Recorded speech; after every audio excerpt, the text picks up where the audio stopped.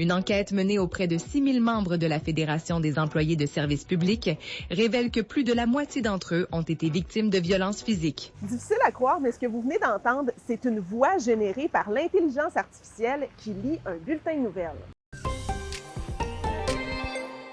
Bon jeudi, c'est l'entreprise Arsenal Media qui a des antennes chez nous en Abitibi-Témiscamingue qui utilise cette technologie depuis quelques mois. Ce sont donc des journalistes qui écrivent les textes, mais c'est l'intelligence artificielle qui lit les bulletins de nouvelles en soirée. Et je souligne surtout c'est la lecture, c'est uniquement la lecture, la cueillette d'informations.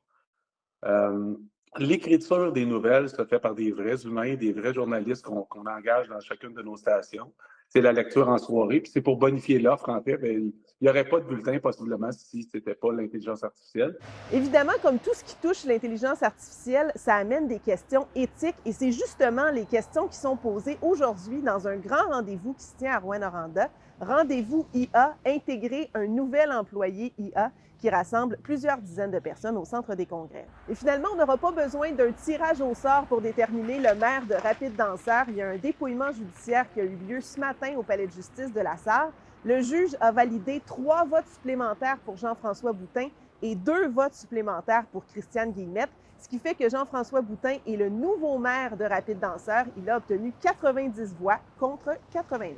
Et en terminant, le Rouyn-Norandien Fed Alexandre est finaliste au prix de la poésie de Radio-Canada. Il fait partie des 24 finalistes. Son texte « L'exode des cailloux » a charmé le jury. Le gagnant sera dévoilé le 19 novembre.